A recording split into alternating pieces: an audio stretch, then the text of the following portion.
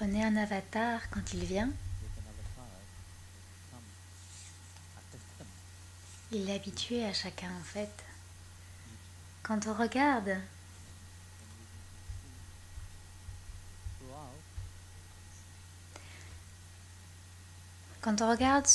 ce mot avatar, d'où est-ce qu'il provient? Oui, allez. Avatar signifie celui qui descend. Oui, la signification, celui qui descend. Mais d'où est-ce que cela vient? De lui-même, non? Oui, bien sûr. Au final, tout vient de lui. Il est le début de tout, n'est-ce pas? Donc,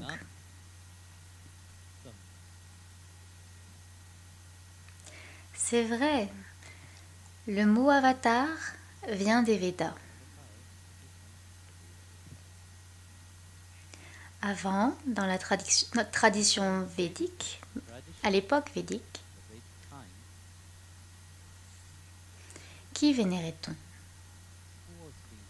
Non, je t'ai dit, toi. Allez, quelqu'un d'entre vous? Non, non,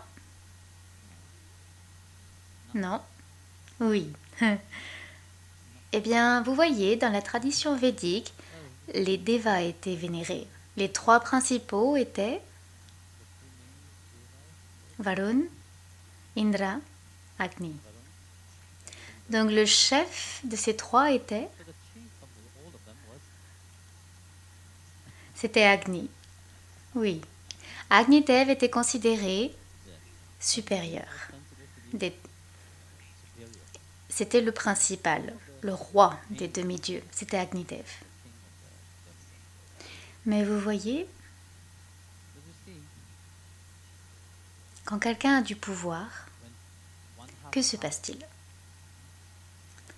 Il y a la corruption qui commence à arriver dans le mental, non? Le mental est corrompu. La fierté, l'arrogance qui commence à s'éveiller. Et vous pensez que vous êtes le centre de tout cet univers. Au-dessus de vous, il n'y a personne. Dieu m'aime seulement moi. Je suis supérieur à tout le monde. Il n'y a que le moi et moi, rien d'autre. Il n'y a personne d'autre dans ce monde qui est créé. Il n'y a que moi qui existe. N'est-ce pas? Je suis le seul que Dieu aime. Mais bien sûr, ces dévas ne pensaient pas que Dieu les aimait, car ils pensaient être les dieux eux-mêmes. Donc ce n'est pas le fait d'aimer Dieu, non, ils pensent être Dieu eux-mêmes. Et donc la fierté commence à grandir en eux. Et quand cette fierté s'éveille, ils deviennent très égoïstes. Quand on devient égoïste, alors ils commencent à être en compétition les uns avec les autres. Je suis le meilleur. Ils ne disent pas que tous les éléments ont été créés en accord avec cet univers lui-même, pour le bien-être de cet univers. Et donc ils se mettent à être en compétition, à se battre les uns des autres. Au début c'était Shanti, mais ensuite ils se sont mis à se battre. Et Bhagavan voulait leur enseigner une leçon, car leur pouvoir est limité, ça vient de quelque part. Ils ont oublié la source de tout ce pouvoir. Et c'est pour cela que ce mot avatar vient. Bhagavan prend un avatar. Le premier avatar qu'il a pris, dans lequel il s'est incarné, était un yaksha. Il n'a pas pris un bel avatar, non. Il a pris un monstre, un avatar qui était pas beau. Et vous voyez, c'est la beauté du Sanatana Dharma ici. Il montre que Dieu est tout. Il n'est pas lié à une limitation. Certains disent Dieu est bon. Il n'est que bon. Mais non, on dit que non, Dieu est tout. Et donc, il est la création, il est la protection, il est le destructeur. Il est le plus beau et le plus moche. Vous savez? Donc, c'est ainsi qu'il a pris la forme d'un yaksha. Bien sûr, quand les Devas ont vu un yaksha, à quoi ils ont pensé en premier? Ils ont pensé à leur position, la politique. Non? C'est là où la politique a commencé. Les premiers politiciens. Donc,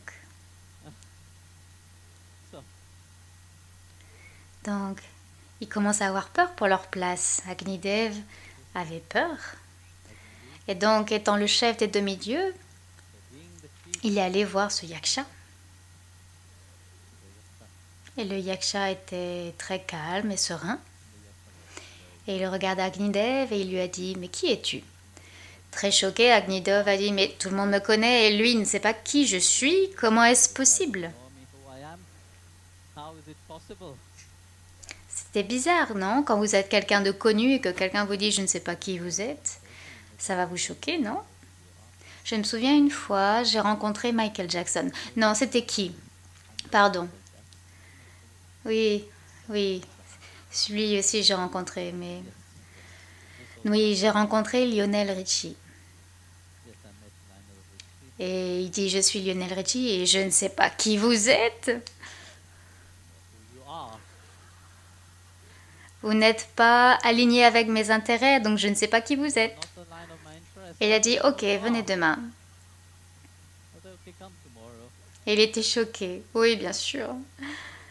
Mais il est venu après. Donc Agnidev était choqué. Il voit que ce yaksha, il ne sait pas qui il est. Alors il lui demande. Il a dit, je suis Agnidev, le roi des demi-dieux. De façon très fière, vous savez.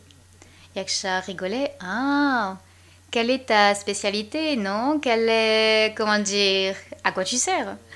Ah, je suis Agni, je suis le feu. Ah, ok, bien, tu es très puissant. Oui, je suis très puissant. Alors Yaksha dit, il voit une brin d'herbe au sol et il dit à Agnidev, tu vois ce petit brin d'herbe là, brûle-le. Si tu es si puissant, brûle-le. Agnidev a dit, oui, eh bien, je peux faire plus que ça. C'est rien ça.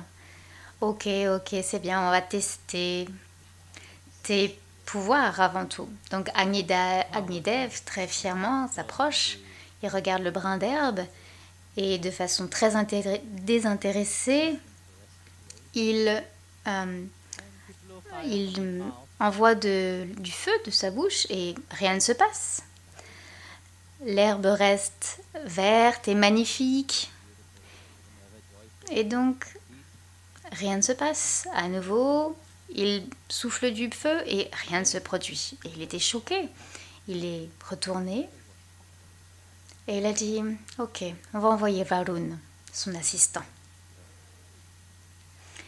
Donc, si le feu n'a pas réussi, peut-être que l'eau va y arriver. Varun est donc venu. À nouveau, Varun apparaît devant le yaksha et il dit « Mais qui êtes-vous » Et il dit « Je suis Varun. » Ok, Agni d'abord, Varun ensuite. Qui es-tu? Qui êtes-vous, Varun?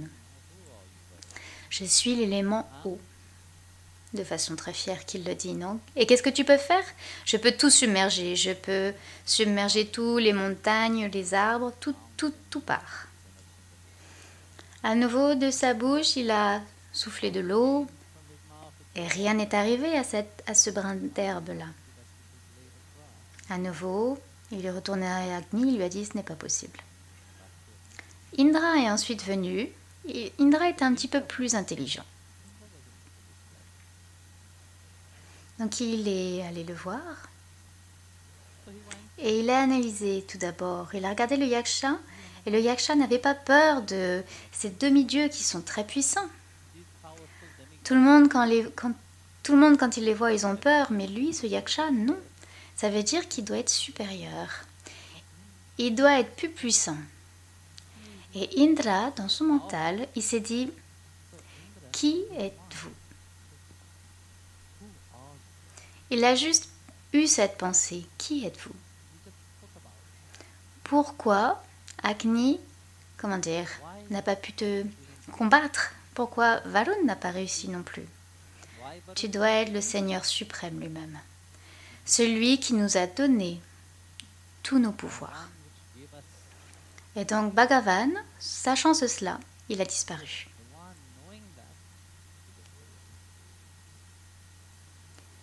Donc, cela apparaît dans les Védas. Védavyas a écrit cela de cette façon. Et il a écrit comment les Devas, leur fierté a été combattue par l'avatar de Bhagavan lui-même. Et bien sûr, plus tard, à l'époque des Puranas, qui est plus habitué à ce mot avatar, cela est devenu connu. Indra était reconnu. Il a reconnu que ce yaksha n'était pas un yaksha, mais que c'était le Seigneur suprême qui avait pris un aspect pour leur enseigner quelque chose. Et donc, qu'a-t-il fait? Donc il était très content. Et à ce moment-là, ils ont entendu une voix du ciel et qui a dit « Indra, maintenant tu es le roi des demi-dieux ». Il a eu une promotion, non? Une promotion qui l'a fait grandir et il est devenu le roi des demi-dieux. Bien sûr, plus tard, Bhagavan s'est manifesté pendant la création, Kurma, Varaha.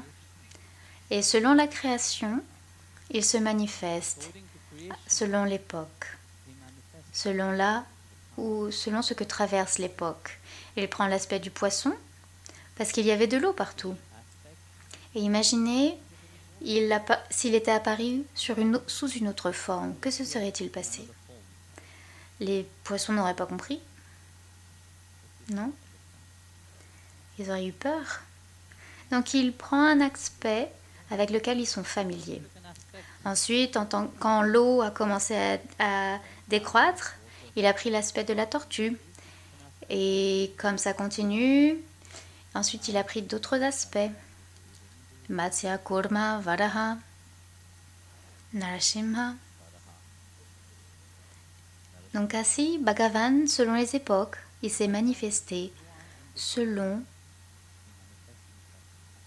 les besoins. C'est pour ça qu'il dit, à chaque fois qu'il y a un déclin dans le dharma, je viendrai. Donc tout d'abord, le déclin dans le dharma était avec les devas. Quand ils ont oublié et que la fierté a pris le dessus, ils ont oublié que c'est le Seigneur lui-même qui leur donne cette force. Et donc il est venu et il a résolu ce souci. Et de cette façon, ramener toujours le dharma encore et encore, il se manifeste sous différentes formes. Aujourd'hui, nous avons hâte, non, de célébrer l'apparence du Seigneur Krishna. Elle est tellement magnifique, cette apparition. Car Bhagavan, il se manifeste dans son entièreté. On ne peut pas dire que quelqu'un est partiel et que l'autre est entier. Mais la splendeur qui vient de lui est complètement différente. Bhagavan Krishna est venu dans toute sa splendeur. C'est pour ça qu'on l'appelle Purna Avatar. Mais on ne devrait pas juger sur cet avatar qui est meilleur ou l'autre qui est meilleur, parce que certaines personnes aiment faire cela. Celui est meilleur, celui-là est moins. Non, non, un avatar est un avatar. Donc, Bhagavan se manifeste, et c'est tellement beau. Pourquoi se manifeste-t-il? Pour élever l'humain. Pour vous élever vers quoi? Vers où? D'abord, il vient ici pour vous rappeler. Il vous rappelle qui vous êtes. En essence, qui êtes-vous? Car nous sommes tellement attachés à notre réalité mondaine et on oublie notre vrai but, notre vrai objectif. On oublie notre vrai soi. On donne plus d'importance au corps, au mental, à l'intellect, les sens, Et c'est ce qui vient nous corrompre. Et Bhagavan se manifeste pour nous rappeler cela. C'est tellement décrit de façon magnifique cette histoire où comment, comme ça, il a amené sa sœur avec tellement de joie. Vous savez, toute cette joie qu'il avait, je vais t'amener, qu'il dit, Devaki, tu es ma sœur bien-aimée. Je vais t'amener à la maison de ton mari. D'un moment à l'autre, comment cet amour a complètement changé. Il a changé de façon tellement drastique. C'est quelque chose qui m'étonne. Encore aujourd'hui, c'est quelque chose que je ne comprends pas. Comment les gens peuvent changer de cet état d'aimer à la haine. C'est vraiment un art. Vous savez, c'est un art qui vraiment, vous devez observer, vous savez, et comprendre. Vous voyez, dans ce monde, on le voit souvent, cela. Surtout de nos jours, on l'observe régulièrement. Comment l'amour change vers la haine tellement rapidement. Ce sont tous des comme ça, en fait. Peut-être que ce sont des dévots de comme ça, hein, qui sait. C'était tous les démons qu'il avait en tant qu'amis, et ils se sont tous incarnés également. Bon.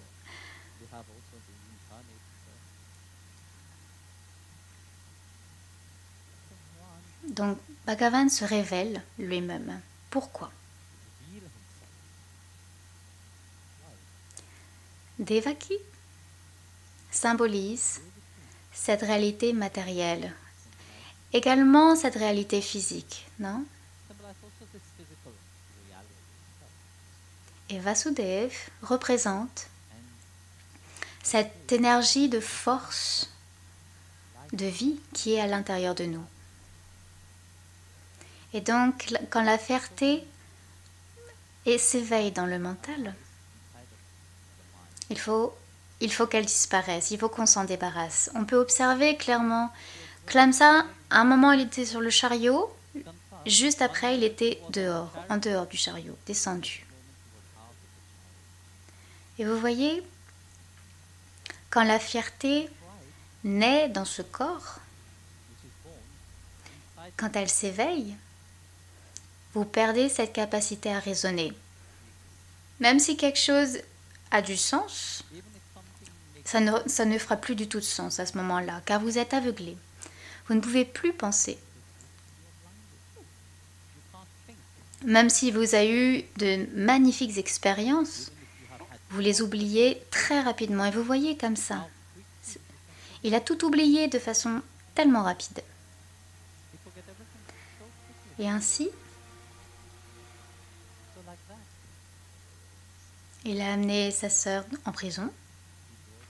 Non seulement sa sœur, son beau-frère également, et également son père. Son père, même si c'était une personne âgée, un homme âgé, il paraissait jeune. Et donc il se disait, quand est-ce que je vais pouvoir prendre sa place, non? Le mieux c'est de s'en débarrasser. Et donc il l'a mis en prison également. Et donc Akashvani a dit, le 8e enfant qui sera né te tuera. Si quelqu'un vous dit que vous serez tué par quelqu'un, quelle sera votre réaction? Vous n'allez pas répondre, oh non, je suis pacifié, je suis bien. Non, la peur qui s'éveillera en tout premier. Et quand cette peur s'éveille, vous arrêtez de penser. Et donc ainsi, comme ça, également était, même s'il était très fort, il ne pouvait plus raisonner. Au début, il a dit, ok, on va pacifier 8 enfants, je vais attendre le 8e enfant. Narada est venu alors. Pas d'une mauvaise façon, d'une bonne façon. Il est venu, il a dit, Eh bien, mon cher, Akashvani a dit que ce serait le 8e enfant, mais lequel?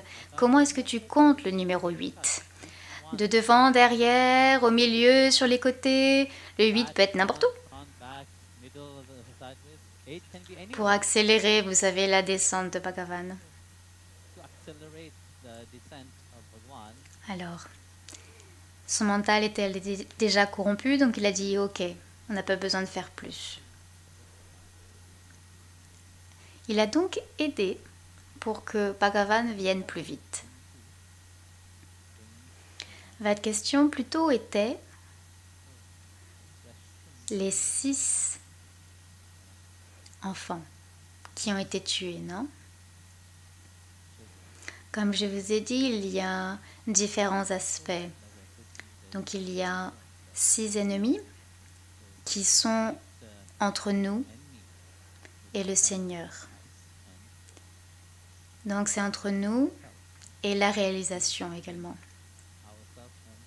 Ces 6 ennemis sont Kama, Krodha, allez dites-le.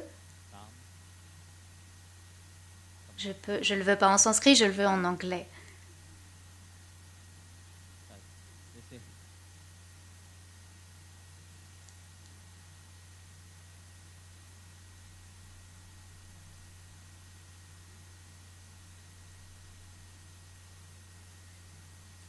La haine et la colère, c'est la même chose. Kam, Krodha, Lobha, Matsya. Oui, je sais le sanskrit. En anglais.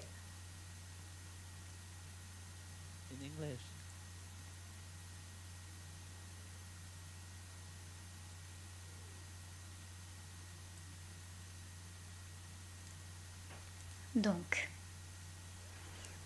la colère, la luxure, l'avidité, l'attachement, la paresse. Donc, 6 choses qui sont pour lesquelles vous devez dépasser, surmonter. Donc, les 6 enfants qui sont morts sont les 6 natures inférieures de nous-mêmes, du soi. Donc, ces choses qui vous attachent à ce monde. Mais cela symbolise également les 6 portails, les 6 portaux, les 6 chakras que vous avez à l'intérieur de vous. L'éveil ne s'éveillera jamais si vous vous attachez à ces points énergétiques. Ce sont des points énergétiques, oui, mais vous devez les transcender. Vous avez le 7e qui est Balaram et le 8e qui est Bhagavan lui-même. Donc le 7e, Balaram qui symbolise... Non, Balaram, c'est le 7e chakra. Et ensuite, Bhagavan est au-dessus de cela. Cela veut dire que même si l'illumination vient par la chance, par votre sadhana, quoi que ce soit, vous arrivez à cette réalisation du soi. Mais cela ne garantit pas la réalisation de Dieu. Vous pouvez vous éveiller, arriver jusqu'à la réalisation du soi, mais cela ne signifie pas que Bhagavan se va révéler. Et c'est cela que les gens ne comprennent pas. Ils pensent que c'est la même chose, mais ce n'est pas le cas. La réalisation du soi est toujours à un niveau très bas. La réalisation de Dieu n'est seulement que par sa grâce. Ce n'est que par Kripa et rien d'autre. Ce n'est pas par votre sadhana, ni par votre pranayama, comment vous avez mis votre jambe au-dessus de votre tête ou peu importe ailleurs. Mais voilà, tout cela, ça n'aidera pas. Ce qui va vous aider, c'est la bhakti. Et c'est vraiment cela qui amène la grâce, cet état d'abandon. Et l'abandon, ce n'est pas qu'un mot. Hier, nous parlions de l'attachement, non? Un verset, le verset 5. 11 ou 10 de la Bhagavad Gita. Il a dit l'attachement. Bhagavan a dit le yogi est libre de l'attachement. Mais qu'est-ce que nous faisions? Comme j'ai dit hier, nous nous attachons. Nous sommes tellement attachés à notre fierté, à notre ego. Nous sommes tellement attachés à notre compréhension, à notre raisonnement, à notre connaissance, nos enseignements. Et nous sommes attachés à tout. Ici, Bhagavan, non, c'est de cela que vous devez vous détacher. Vous êtes tellement attachés à tout cela. Que se passe-t-il quand vous vous attachez? Le mental construit un certain attachement auquel il ne peut plus se défaire. Et c'est pour ça qu'il faut dompter ce mental, tout comme le domptage d'un cheval, non?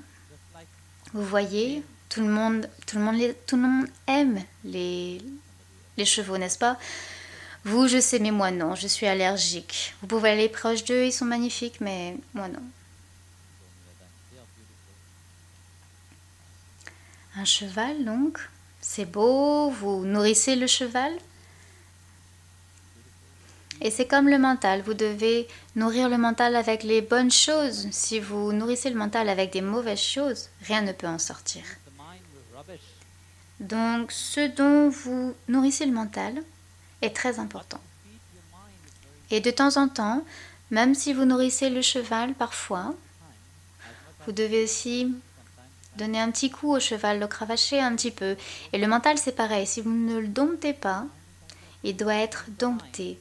Et on doit le mener comme le maître le souhaite. Donc si vous laissez le mental errer, c'est très difficile. Et c'est le rôle ici, c'est le rôle du gourou. C'est ce qu'il fait. Le gourou secoue ce mental. Parfois, imaginez, si le gourou ne secouait pas un petit peu ce mental, qu'est-ce qui se passerait? Qu'est-ce que fait le gourou? Imaginez que vous dormiez profondément et quelqu'un vient frapper à la porte. Cette personne devient votre ennemi à ce même moment. Non? Même si vous aimez cette personne, la première pensée qui vous viendra, mais qu'est-ce que fait cette personne ici? Pourquoi elle vient me perturber, non? Oui ou non? Donc, il frappe. Le gourou parfois doit prendre un marteau pour frapper sur cette porte, vous savez. Il doit frapper. Et c'est un petit peu différent, non? Imaginez, vous dormez profondément, donc, et vous entendez quelqu'un qui frappe, vous vous réveillez. Ça dépend aussi comment vous dormez, non? Certaines personnes dorment vraiment très profondément.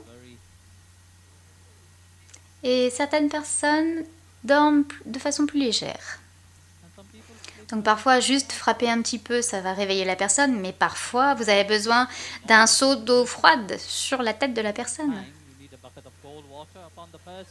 Et c'est cela qui éveillera la personne. Mais le plus important est que vous deviez vous réveiller. Vous ne pouvez pas rester dans cette somnolence, dans ce sommeil. Et Bhagavan Krishna est pareil. Il est venu pour secouer le mental. Car les gens sont tellement habitués à toutes ces choses qui sont faciles. Les choses faciles, personne ne les changera. Il doit venir et secouer. Et parfois, il doit prendre un marteau pour frapper à la porte, justement. Donc vous voyez, Parantapa, il dit un bazooka.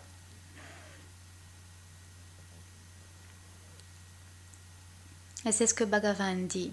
Écoutez, vous devez vous éveiller entièrement, pas de façon partielle. Car si vous restez dans cette partialité, dans ce partiel, c'est cela que vous aurez en retour. La vision des gens n'est que partielle.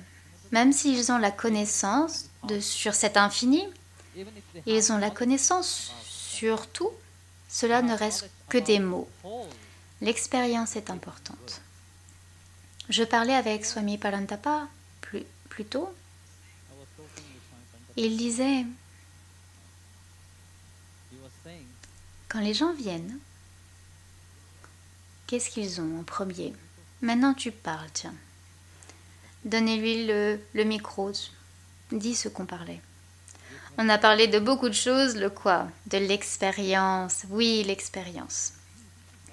Vous voyez, ce n'est pas juste parler, c'est à propos de l'expérience que l'on fait. Comme maintenant on doit aller rapidement parce que on doit commencer avec autre chose après.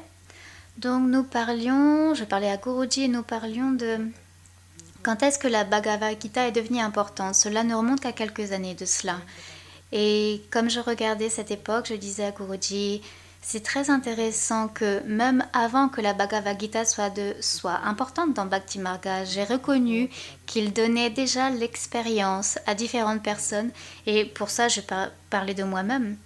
Et l'importance n'était pas sur la connaissance qu'on mettait dans le mental.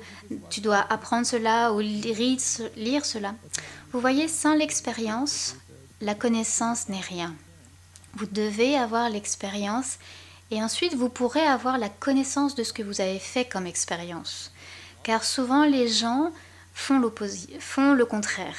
Ils veulent avoir la connaissance et ensuite faire l'expérience de cette connaissance. Mais toute la connaissance que vous aurez en voulant faire l'expérience, ça sera la création du mental seulement. Et vous essaierez de le faire de façon fantaisiste. Et c'est là où le fanatisme vient. C'est là où les gens qui ne sont pas enracinés viennent. Ils ont la connaissance, oui, ils entendent « Ah, ce sont des histoires magnifiques ». C'est beau pour le mental, non? Mais le mental est déjà corrompu. Et il reste seulement dans cette fantaisie du mental. C'est pour ça que l'expérience en premier est importante et ensuite ayez la connaissance et vous pourrez comprendre. Sinon vous ne pourrez pas comprendre. Souvent j'ai vu les gens, ils avaient d'abord cette connaissance. Ensuite ils voulaient avoir l'expérience, mais ça ne se produira pas comme ça. Car chaque expérience sera liée par cette limitation de la connaissance. Car vous essaierez de comprendre dès le début de cette expérience, qu'est-ce que je fais comme expérience là? Et avec cette pensée, vous serez corrompu. Vous ne pouvez pas faire l'expérience de l'entièreté. Et Bhagavan Krishna est toute cette grandeur, toute cette entièreté. Sa vie n'était pas une vie ennuyeuse, il était très actif déjà petit. Vous le voyez comment il tuait tous ces démons. Vous voyez, vous pensez que cette petite chose peut faire ça? Bien sûr que non.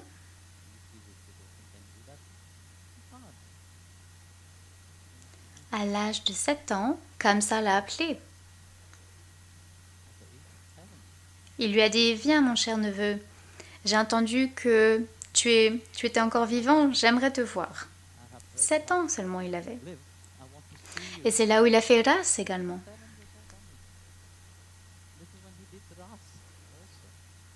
Vous voyez, Bhagavan, qu'est-ce qu'il veut? Il veut que vous fassiez cette expérience de votre être en entier, de cette grâce. Et c'est pour ça qu'il rappelle constamment. Il vous donne l'expérience de la vie, pas pour vous mettre à terre, mais pour vous élever. Mais quand vous voyez l'expérience, qu'est-ce que vous faites? Vous abandonnez. Quand vous entendez l'expérience, vous tombez raide mort. Vous ne voulez pas avancer. Et il a dit, ok, vous dites je suis éternel, je peux attendre. Vous êtes éternel également et vous pouvez venir. Non, prenez encore et encore des vies. Je vous ai donné cette chance de vous élever et d'être libre. Vous ne l'avez pas pris cette chance. Vous voyez, Bhagavan est entier. Et c'est ce dont est sa vie. Et c'est cela qu'il veut que vous réalisiez. Mais vous devez vous éveiller dans toute cette complétude que vous êtes. Et cela ne veut pas dire s'attacher à cette limitation et de penser que vous êtes cela. Vous êtes bien plus que ce que vous pensez. Même si vous dites que vous êtes une atma, vous ne savez pas ce qu'est une atma. Ayez cette expérience de l'âme. Quand vous chantez son nom, quand vous méditez sur ses gloires, il a donné tellement de façons de pouvoir l'atteindre. Mais vous devez avoir cette discipline envers vous-même. Et vous devez être sincère en faire cela. Il ne peut pas le faire pour vous, c'est à vous de le faire. Donc, Jai Gurudev à vous tous, on doit y aller.